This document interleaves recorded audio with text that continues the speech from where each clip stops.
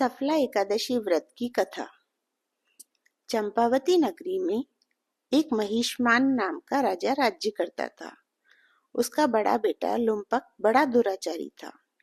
वह मांस, मदिरा, पर स्त्री गमन, वेश्याओं का संग इत्यादि कुकर्मों से परिपूर्ण था। पिता ने उसे अपने राज्य से निकाल दिया।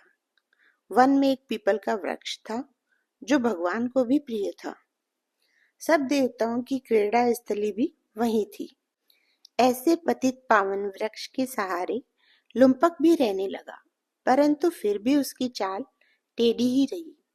पिता के राज्य में चोरी करने चले जाता तो पुलिस पकड़कर छोड़ देती थी। एक दिन पौष मास के कृष्ण पक्ष की दशमी की रात्रि को उसने लूट मार एवं अत्याचार किया तो पुलिस ने उसके वस्त्र उतारकर वन को भेज दिया। वह बेचारा पीपल की शरण में आ गया। इधर हेमगिरी पर्वत की पवन भी वहां आ पहुंची। लुम्पक पापी के सब अंगों में गठिया रोग ने प्रवेश किया। हाथ पांव अकड़ गए।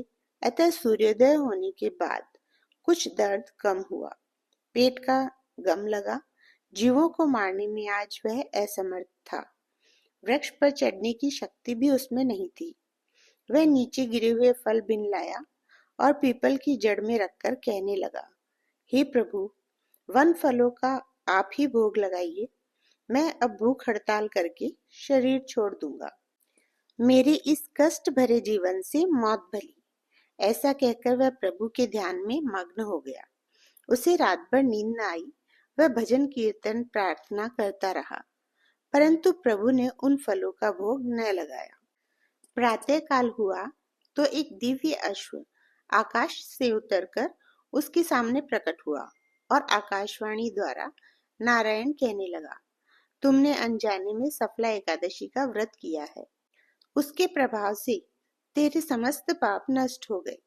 अग्नि को जान के या अनजाने में हाथ लगाने से जल जाते हैं, वैसे ही एकादशी भूलकर रखने से भी अपना प्रभाव दिखाती है। अब तुम इस घोड़े पर सवार होकर पिता के पास जाओ, तुम्हें राज मिल जाएगा। सफला एकादशी सर्व कार्य सफल करने वाली है। प्रभु आज्ञा से लुम्पक पिता के पास आया। पिता उसे राजगद्दी पर बैठाकर स्वयं तप करने वन को चला गया। लुम्पक के राज्य में प्रजा एकादशी व्रत विधि सहित किया करती थी। सफला एकादशी की कथा सुनने से अश्वमेघ यज्ञ का फल मिलता है। जय श्री राधे राधे। सफला एकादशी व्रत की कथा। चंपावती नगरी में एक महिष्मान नाम का राजा राज्य करता था। उसका बड़ा बेटा लुम्पक बड़ा दुराचारी था। वह मांस, मदिरा, पर स्त्री गमन, वेश्याओं का संग इत्यादि कुकर्मों से परिपूर्ण था।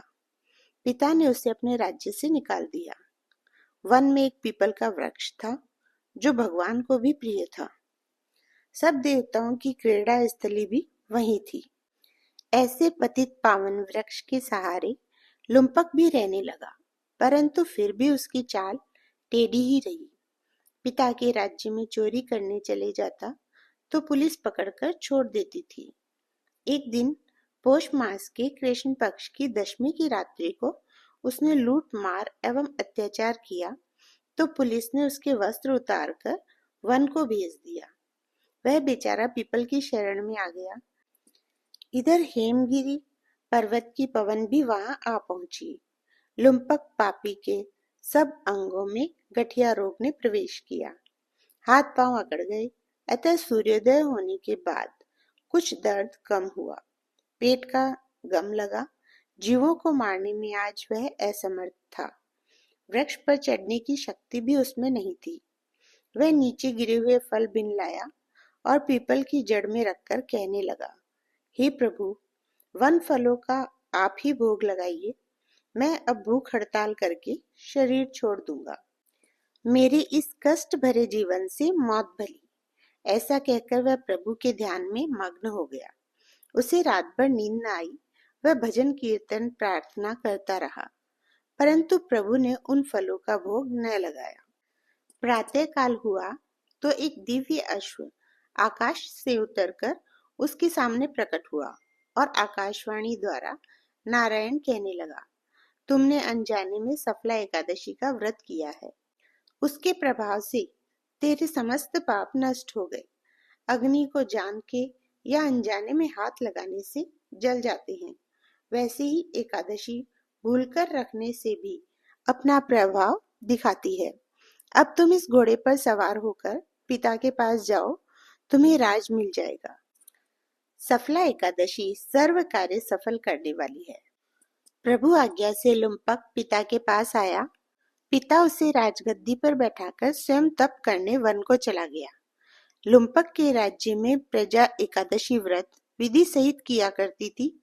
सफला एकादशी की कथा सुनने से अश्वमेघ यज्ञ का फल मिलता है।